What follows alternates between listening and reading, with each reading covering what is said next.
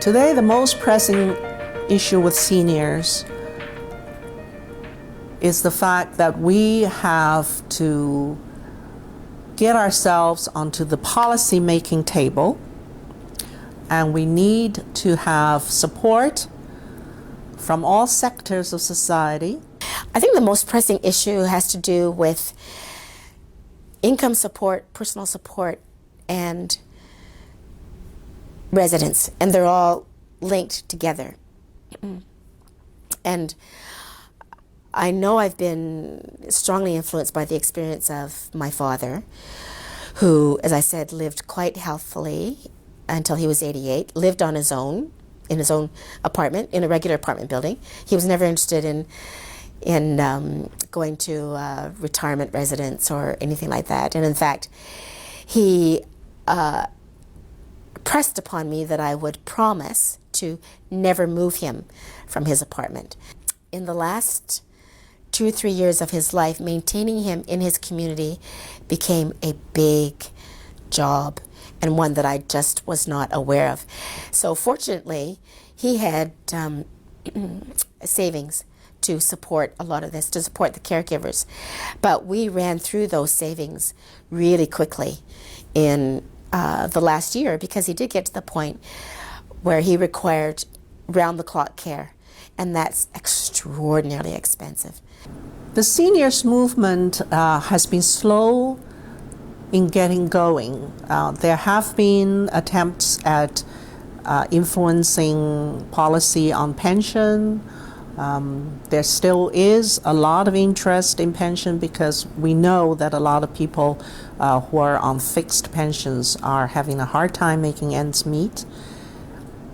But I think the movement will only grow if we can learn from the experiences of some other groups. Look at feminism. Feminism went beyond the support of only women when they started saying and pushing the message that discrimination against women isn't only about women, it's about society as a whole.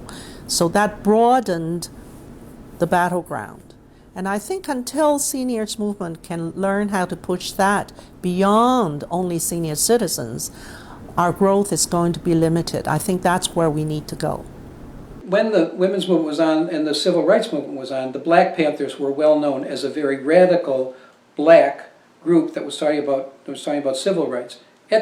Shortly after, the Gray Panther movement came in, and this Maggie, whose last name I can't remember, she was very involved in speaking up on behalf of older people and their things. As I say, it's only recently that you start seeing some movies made about older people having fun, older people who are interesting, who have interesting lives. I think it'll take a while for society to change in any dramatic way. I don't know that the media is a friend to senior citizens in terms of providing them with the respect and the voice that they require. There have been a couple other movies that have featured aging couples. And so when I look at that, that tells me that within the arts, there is perhaps the continuation or the beginning of a movement, because you are seeing stories being told. And I think when you start to see stories being told, that's what will often happen in a movement, in the LGBTQ movement or in the women's movement, or with respect to excuse me, immigrant groups or Aboriginal people. It's really, really important to tell stories, which is why I think this project is excellent, because getting members of the group to tell stories that can then be shared with others. So you exchange information, and then that starts to get people thinking and reflecting. And then when you think and reflect, then you can start to connect and build community and organize and all those good things. So we may in fact be seeing the beginnings of a movement, and I should apologize to those who've been working away at these issues for a long time. Don't forget, some of us are quite old and some of us do die.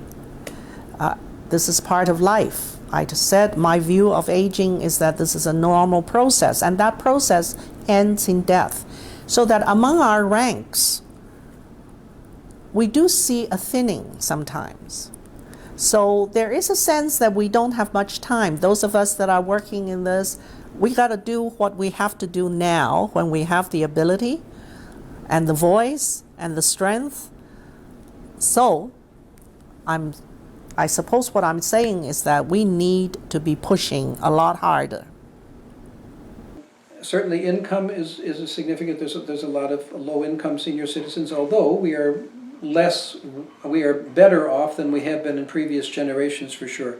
Health and opportunities for health care. I think of people that live rurally, Aboriginal people, health care and a voice in the community are missing significantly. I think we all need to think about that. Where we're going to live, who's going to support us, and how we're going to pay for it.